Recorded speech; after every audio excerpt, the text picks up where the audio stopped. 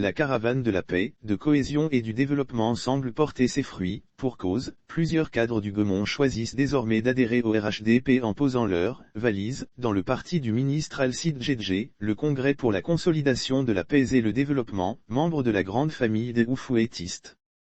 Après le lancement de sa caravane dénommée Caravane de la paix, la cohésion et du développement, dans la région du Guémont et précisément dans la ville de Bangolo le 27 novembre dernier, plusieurs cadres OES ont décidé ce samedi 22 janvier 2022 de poser leurs valises dans le parti dirigé par le ministre Alcide Djedje et par ricochet ont publiquement annoncé leur adhésion à la grande famille du RHDP. La cérémonie d'adhésion a eu pour cadre le siège du parti à Abidjan 2 Plateau. Absent pour des charges gouvernementales, le ministre Alcide Djedje était représenté à cette cérémonie par le secrétaire général du parti Ouatcharka Djebo et le vice-président chargé de la promotion et de la mobilisation, Koné Largaton, qui ont accueilli une très forte délégation des cadres OES conduite par leur porte-parole M. Dominique Niei. Ce dernier dès l'entame de son propos a dit venir avec ses frères et sœurs au siège de Concorde suite au message de paix lancé en novembre dernier par le numéro 2 du parti Ouatcharka Djebo lors de son passage dans leur région à l'occasion du lancement de la caravane de paix, de la cohésion et du développement qu'il a initié à travers le pays. Cher aîné Ouatcharka Djebo, votre message dans le Guémont devant nos parents a suscité en nous beaucoup d'espoirs et d'espérance et a été un élément déclencheur qui nous conduit aujourd'hui vers vous pour prendre toute notre place dans ce noble combat que vous menez au quotidien, a-t-il dit pour commencer. Nous sommes venus parce que nous estimons que vous êtes dans la vérité. Le ministre Alcide Djedje mène le bon combat, il nous invite à faire la politique autrement. Nous sommes venus volontairement pour apprendre cette nouvelle façon de faire la politique afin de faire avancer notre pays. Nous sommes venus apprendre auprès de vous, a-t-il dit pour terminer non sans promettre qu'il prend l'engagement avec les membres de sa délégation à travailler pour l'implantation et le rayonnement du parti.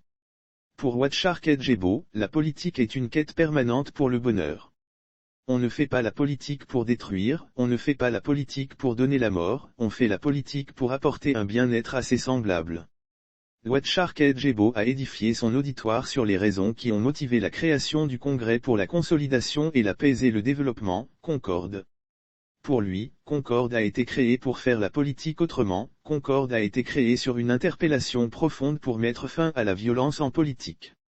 Nous allons travailler les mains dans la vérité et la franchise. Nous allons travailler pour créer et consolider le climat de paix, condition sine qua non à tout développement.